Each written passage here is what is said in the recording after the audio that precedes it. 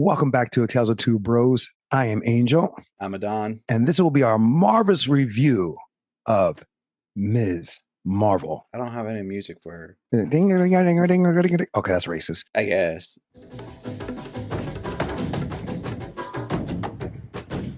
Spoilers. You Okay, so binged Ms. it. Marvel, pretty You much. watched. I watched it weekly. Yeah, I just tend to find it better now to binge it. Granted, there's a chance of catching spoilers and stuff like that. I just find it better for me to binge it. Maybe not all episodes at once. Maybe 2 episodes one night, another 2 episodes another.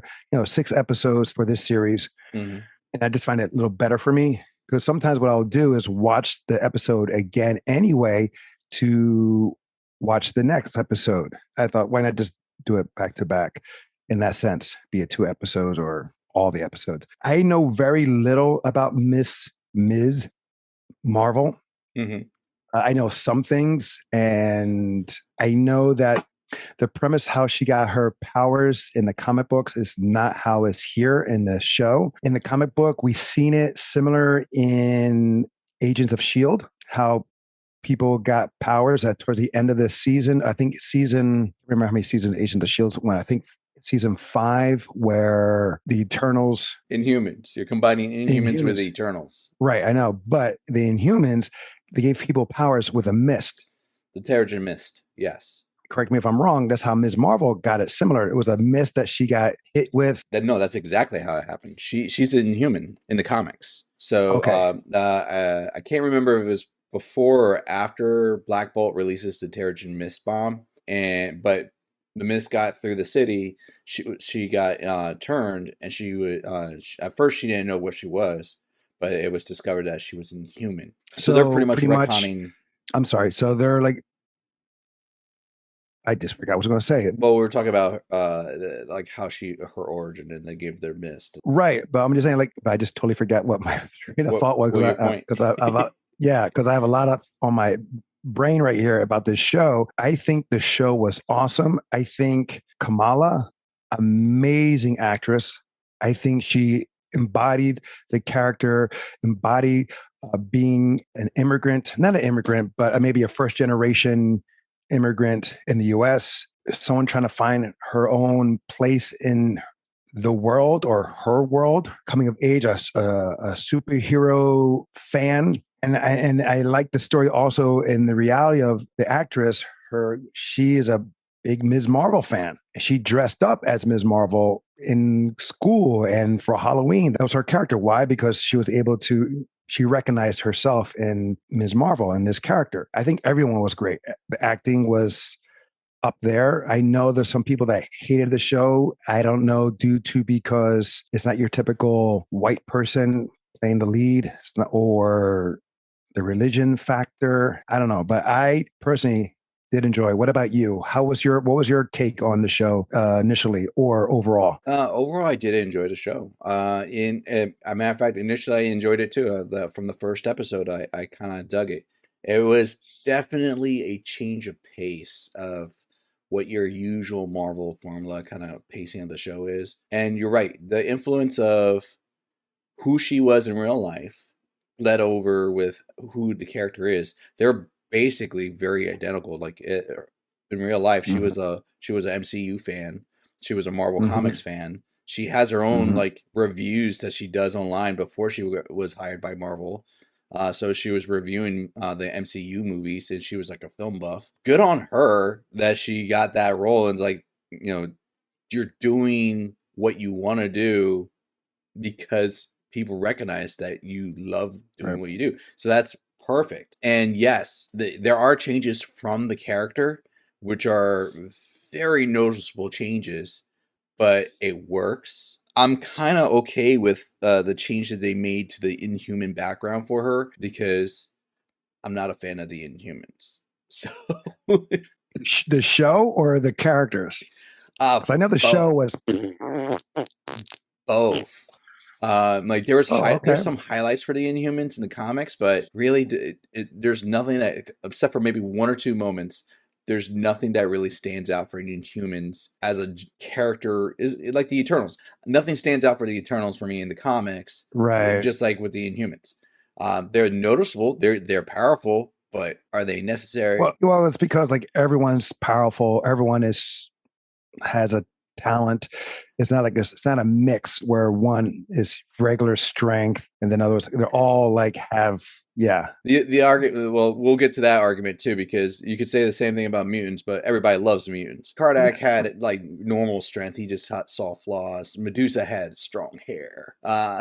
So, but we're getting off subject. Let's stay on Yeah. Ms. Marvel. But so in Ms. Marvel in the comics, she had the powers similar to Reed Richards, Mr. Fantastic, that can stretch out and her fists would get big like boulders or have you. She can grow, I believe. Yeah, she called it well. embiggen. Right. But she was kind of more of a shapeshifter because she could actually change her physical appearance.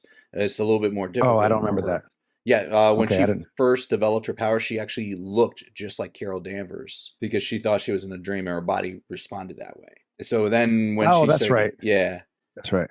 Yeah, but it's difficult. The show does take some liberty. They rearrange her origin to an extent. And I don't mind that so much. At first I was like, oh my God, really? But then when I saw, this is from when I heard that they just like sideswiped her origin. But what they did, it made it more relevant. And they still honored their comic book version in the sense of instead of her limbs getting long and big, what have you, that power from the bracelet, it represented that. So, okay, I see. That's like an Easter egg that's happening there. So, okay, all right, I get it. I respect that. I couldn't help but think of the bands as the Quasar bands. Actually, from the original Captain Marvel and all that stuff. I was hoping that it would have two because it kind of it seems off balance just having one. They do say there's two. So that's right. They did they? In the scene when they first show the flashback where they found the bands, they're like, there's only one. There's supposed to be two. And they reference that. It's argued that they just, because in the comics, we have Quasar bands, which you just referenced. And then there's the Nega bands. Right. Oh, that's right. Right. And basically, they're just bands that channel the, Quasars, the quantum bands. That's the technical bands. The quantum energy, and then the negative zone. But so you're saying you're saying arguably pull from both areas. You're saying quantum. So that sounds that could be possibly used in the new Ant-Man movie. Yeah, you could argue it could be for the quantum zone. Yeah. This show, not only was it an origin story, but it was also a long ass trailer for the upcoming Marvel's film. True. If you stayed and watched the end credit on the last episode. I'm going to cut you off there. But did you notice why that's also relevant to Captain Marvel in the comics? Because remember when why can't I remember his name? The buddy of Incredible Hulk. A few moments later. Rick Jones. Okay. It was like he had the quantum bands, and when he touched them together, he was swapped places with Captain Marvel in the comics. Okay, but that happened to her without the bands. She only had one. Yes. But again, they changed things up. So it could be like a reference to her swapping spots. She didn't change shape. She literally swapped. No. Right. She got thrown into the closet and then Carol Danvers came out. Exactly. So that is A, like you said, leads into Ms. Marvel, to the Marvels, and then B, also references the comic in the sense that was a thing that the bands would do. So it makes me imagine, okay, those are more like the quantum bands or the nega band, just the bands. Yeah. Again, Marvel had them and Quasar, right? Okay, so very little action, but the action when they did have it was good. I thought you would like it. I normally, yeah. Episode 5, where they're in Pakistan. Was it Pakistan? Yeah, it was over there where there was their daggers. The red daggers. Was it episode 4 and 5? Yeah, because there's also the wedding. They had a fights in the wedding. Yeah, it was okay. The only cool spot for me was the bald-headed guy with the sword belt. Yeah, he was cool, and it was you can't help but think of kung fu. I mean, Pakistan and India have their own martial arts fighting styles, but this was very similar, very representative, reflective of Chinese martial arts, and that's okay. Martial arts originated from Indonesia, so I'm not annoyed by that. I mean, the bearded guy looked like to me a Chinese weapon. Again, it could be from India or Pakistan, but that's where I saw it from. But when they were in Pakistan and the red daggers were involved, that was good. The scene when they come in and I would say the leader of the red daggers jumps on them, spins them around, and then I was like, that was very smooth. Looked like they were seasoned. Didn't look like they were just taught for the moment right before they said action. It looked like they practiced to make it look natural. All the action, in my opinion, did that. I congrat them on that because they did a great job. Do you have a favorite scene or episode? Funny enough, the favorite scenes are not action scenes. They're Okay. like Doesn't it? because it's her development as a character that was kind of interesting. Mhm. One scene I love was the opening intro to her character in the first episode. Thought it was clever how they did it. Like it was like a YouTube video or TikTok video, and Yeah. like you see she's getting like these only 5 views, and she's Mhm. only getting like these, but it's really well done. I'm like, Hey, wow. we should know about that. So Very true. But like I would watch that video. Honestly, she's very clever in it. As silly as it was, that one spoiler scene, not with Captain Marvel, but the other spoiler scene at the end credit, like at the end of the season, where they were like, oh my God, yes. I They played that. paused it and rewound it like 3 times. I'm like, no, they didn't. No, they didn't. And I text you. Yeah, but I didn't text reply you, I was because I like, didn't want to confirm it for you. But yeah, that was 'cause I was like, definitely the theme song played in guitar riff. for those who are listening, watching, just in case you don't know, when Bruno, her best friend, or one of her best friends, Yeah. he did I guess a DNA test to see about her. He said you could be a mutant or your body has mutated somehow. And when he makes that statement, you hear the X-Men 97 music, just slight. It's like 3, maybe 2 seconds of the music, and it's subtle, but you hear it and you're like, oh.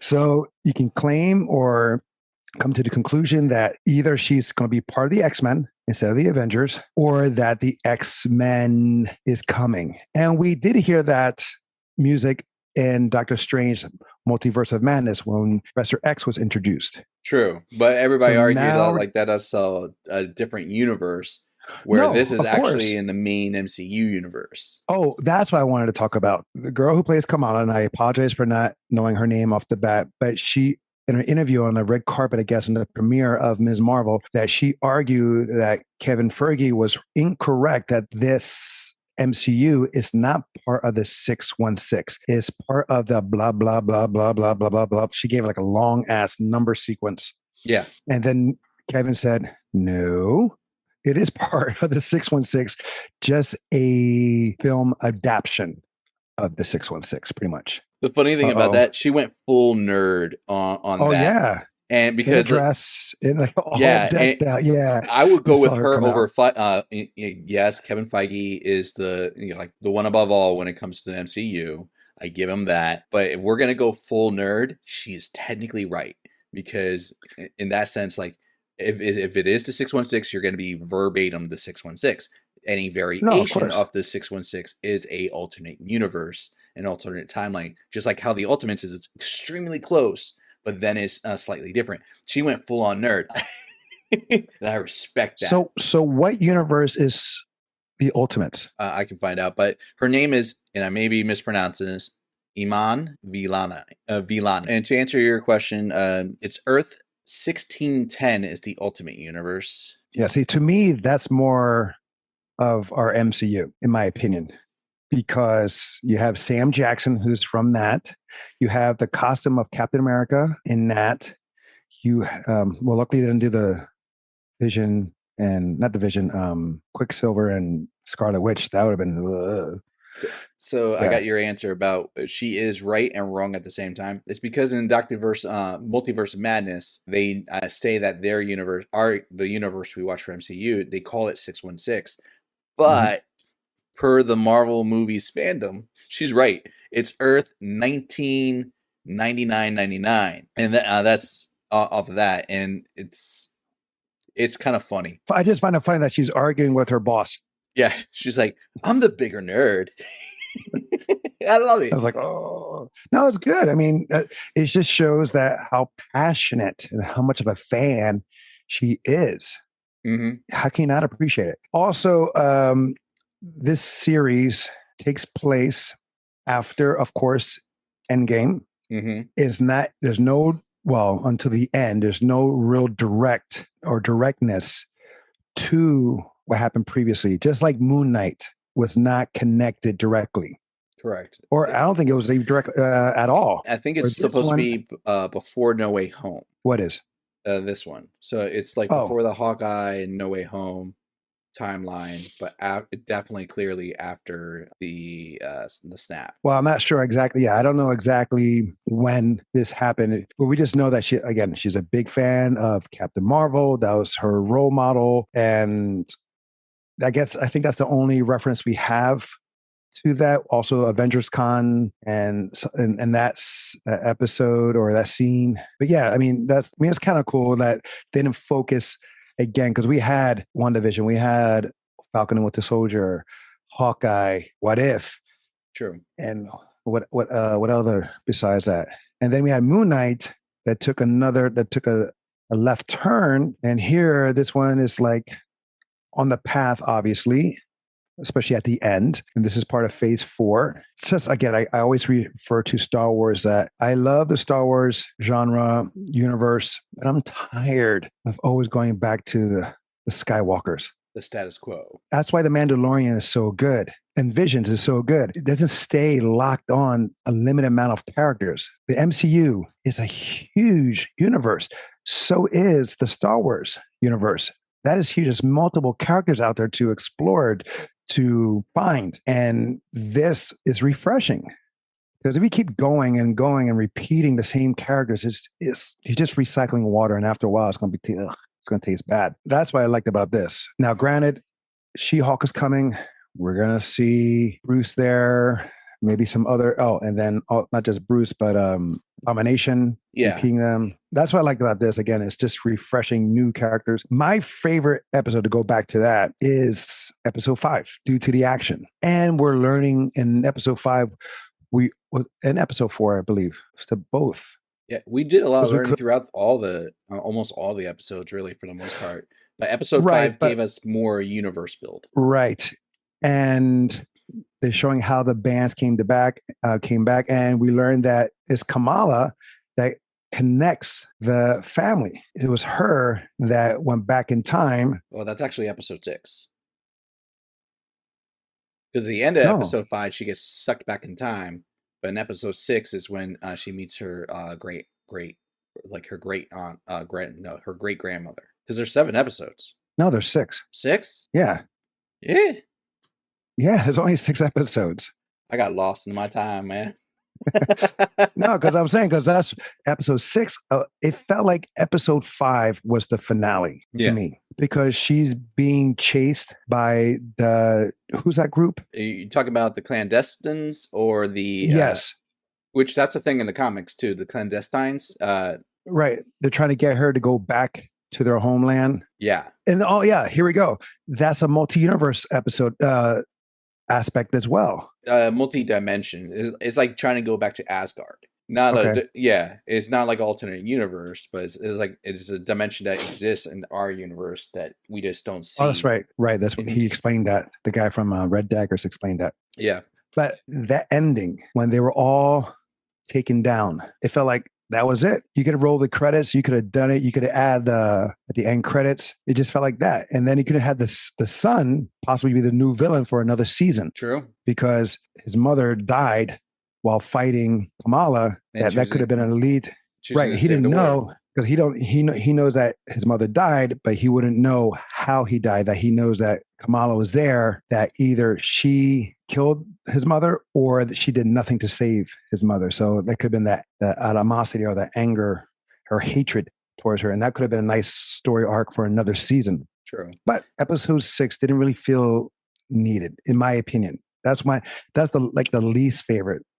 And because everyone knew who Ms. Marvel is, or Bright Light. Nightlight. Was there, because you hear the parents calling for her, Beta, Beta, Beta, while they're all gross, like, everyone knows who Beth. That's oh, wait a minute. I mean, if you're paying attention, Yeah. but I do like they brought a bigger attention, or they brought more attention to damage control. Yes. I don't know how it is in the comics now. I just know that damage control was set up to help rebuild what was ever destroyed by superpower people. I know originally it was like that. Well, here now they're like being more active role in the sense of arresting superpower humans, almost like they're part of that Sokovia Act thing that caused the Civil War. That's what it felt like. Damage control was now involved in. Yeah, it kind of is. I mean, they kind of led into that with the No Way Home for Spider-Man, because that they were the ones that arrested him at the beginning of the movie. Arrested who? Spider-Man, Peter Parker. Remember No Way Home? He was accused of murder for was that damage control? That was damage control. It's the same guy. He was there. He was in the room. Oh, that's right. That is him. Yeah. I was wondering. I was like, oh, okay, man, that's the connection to another connection to the MCU. I totally forgot about him. The only way I have him connected is from that Netflix show about the con artist girl. I can't remember. Yeah, he was the lawyer. I don't know that show, but I get what you mean. It's okay. But okay, so episode 6, yeah, when it comes to the flow of the story, especially with the clandestines, yeah, I agree. Episode 5 gave me that feel of the closure. If I remember correctly, in the comics, her being a superhero and the aspect of that was technically second to her life and her family and her practices. So when you think of it that way, the fact that they had to close up with what her explaining things to her family, getting things wrapped up, getting the costume finally, it's kind of like needed for that, because they didn't really do that by episode 5. So they needed that in episode 6. And she finally said "embiggen." That's like her catchphrase for using her powers, and actually fully used her powers in that extent. So, and she got big also in that, like she does in the books. Yeah, elongated limbs and so forth. Cameron in the comics was an Inhuman. He has light manipulation abilities, similar. So there may be something tied with him not being as an Inhuman, but being as a mutation like she is. But wait a minute, but he got the powers because of his mom. Exactly. He was influenced by outside force, which triggered his powers. And her powers was triggered because of the bracelet, activating a particular way. So got you. Mutations in the comics activate because of stressful hormonal things that trigger. Right. Okay. In this series, he didn't go through any stress. Well, at the moment that he got the powers, he wasn't going through any stress. He was just walking away or escaping, something like that. He heard his mother's voice. Something like that. And then it triggered. But how old is he also? Because obviously his mother and her partners never age. They're forever. So I'm just wondering, how old is he in the scheme of the show? When does she have him? Is it, or is like they don't say. What do you call it? Clandestines or whatever you call them? Clandestines, and then human. So maybe he has that. They don't say that changes like your. Well, I mean, the pureblood clandestines obviously age at a slower rate, and throughout the centuries, but they don't say anything that like that affects the. It doesn't seem like that affects like the mixed blood. Is the best term I can have, because they're part human, part clandestine. I will say this, just to bring this back to this focus point, since we're talking about them. I love the actors. I love the portrayals of the characters. Bruno, the whole relationship between Bruno and Cameron was hilarious to me. He's like Brian, Billy, just calls them all sorts of wrong names. He was calling him Brian. Yeah, Brian all the time. And he goes, I swear he's doing it on purpose. And then we finally tells him my name's Bruno. He goes, I genuinely thought your name was Brian. It shows that he's not a dick. Yeah. He just misheard. In that sense, Cameron is a nice guy. He does not wish harm. He just, followed his mom because he loves his mother. Yeah, he wants to be like part of the family in that sense, which is, I get that. Oh, and the parents. Tell me that they did not remind you of our parents in many different ways. I plead the fifth. I won't. It's like, you guys knew? It's like, he likes to put everybody on speakerphone. Yeah. Yes, her father did remind me of Dad, and there's some similarities to Mom. Yes, very much so.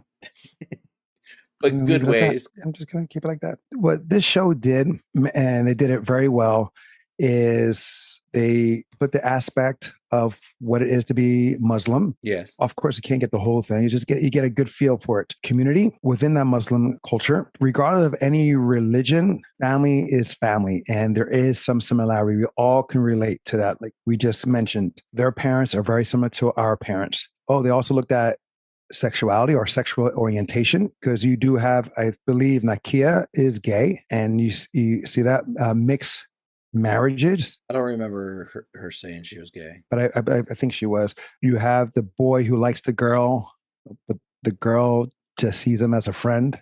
Yeah, with Kamala and Bruno. You have that cool kid in the school. You have that nerd who's finding herself. Even though this is a culturally different character and show, you could still relate to it in one or multiple ways. I believe if you watch this with an open or non-judgmental mind, you can see yourself in one aspect or another, besides the superhero part. Before we close this out, did you mention a moment or a scene that you're like, eh? I didn't mention a scene that was meh. I would say at first I was not a big fan of the episode 5 where they were like going back in time, but that was an episode that grew on me. It just felt a little bit long for the flashback in that regards. Mm-hmm. Like I get they were driving home the whole struggles and building the family and then wanting to develop the reason why she turned her back on the rest of the clandestines. But it felt a little bit long for that. I did feel that it was long. It was needed. Didn't need to be that long. Yeah. I would like to have seen what would the action have, what action caused her to separate her from herself from the group. That I would like to have seen that part. Oh no, I thought that was when she first got the bracelets and they were attacked. When they found the bracelet. Yeah. And that was when they got separated. Right. But she found a way to separate. Like, it was like, what? There could have been like a starting point. Yeah. What I would like to have seen that. Her finding the bracelet or them finding the bracelet, they find it. That doesn't really need to be seen, in my opinion. Or maybe what led them to our reality. Like, say she already had the bracelet, and then there was like a flashback moment that said, okay, I need to back away from this crew or back away from so-and-so. I'm bad with names right now. The leader, the villain, the mother of Cameron, that, okay, then they go back and see that they show that she is the great grandparents of Kamala, then continue on. That would have been idea that, and then, she sees the leader, Cameron's mom, in the field and then back forth. Because seeing the love and how she found her husband and stuff like that, I was like, or fill it in with something else. Like they could have shortened it, added in some other things. Doesn't have to be action, but if you want to give us more filler, like give us a little bit more filler, not just like romance on it. I'm sure there are people that love that episode, but I'm just saying that's where I thought it was lacking. Overall, I did love most of the various aspects of the show. There was not really one thing overall. It was just like that stood out. It was just like as a whole, I was a fan of the show. The music, I loved the music. And it was unique. I love the fact the show was like set in Jersey. Jersey gets some respect. Thank you. Jersey City, baby. Jersey City. Born and raised. Well, not Jersey City, but born and raised in Jersey.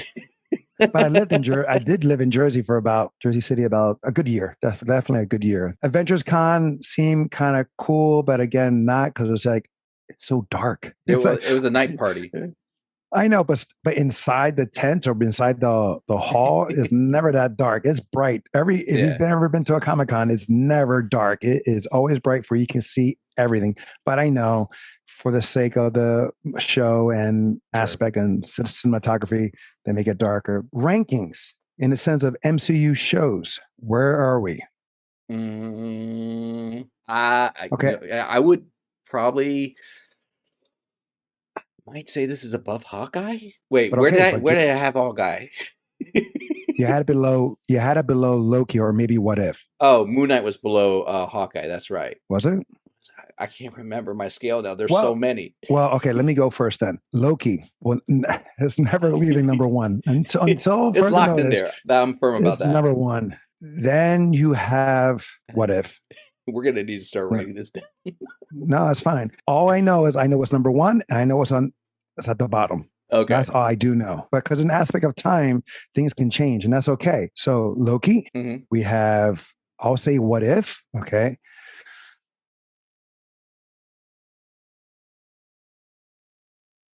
Okay, this is where it gets tough. So since we just saw this, shit. A few moments later. All right, I'm gonna say Hawkeye, Ms. Marvel, Moon Knight, Falcon and Winter Soldier. I said that right. Those 4 actually now you can switch right around, and then WandaVision. Is there anything else we're missing? Is there another show we're missing? Maybe it's good to write it down. Okay, so I agree. Loki number 1. Yeah, I'm gonna agree in that lineup. I probably changed it from what our annual review was, really, because after number 1, a lot of these can flip flop for me. I will say Ms. Marvel deservingly beats out Moon Knight, and I did enjoy Moon Knight. Everybody out there, don't get that wrong. We both did. But as far as, I think this is a rewatchable show. It's a fun show. And that last part gave me some hype. So it's fresh in my mind. It's good. I would watch this easily. And I arguably would probably watch this over Hawkeye again. Hawkeye I will watch on Christmas. I will watch that for Christmas. I can see that. And what I like about this and like Moon Knight is that it makes us look at diversity, religion, and orientation.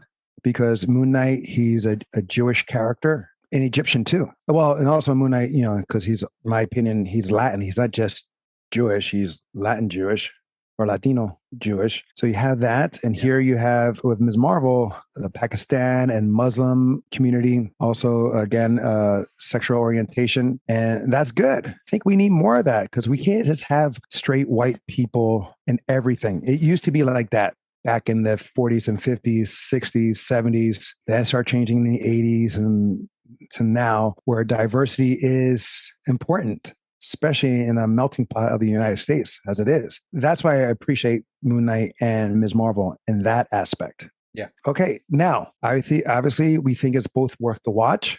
Yeah. But is it worthy of owning? I would. I think it's a fun time, good time to watch. It's 6 episodes, so it's short and easy. I would do it. I would do it too. Since we have Captain Marvel already, she's a fan of Captain Marvel. You have that continuity aspect, but in a different perspective. Is not direct connected until the end, on the end credit. And then you have the lead of Marvels coming, because we're going to have Ms. Marvel, Captain Marvel, and Photon in that one. And maybe another character that's linked to that. Not a villain, but superhero. I'm not sure, but I know those 3 are going to be in the next upcoming movie.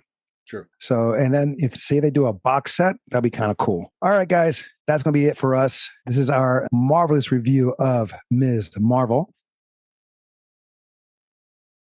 Until next time, we'll be next time. I'm Angel. I'm Adan. Love you, bro. Love you.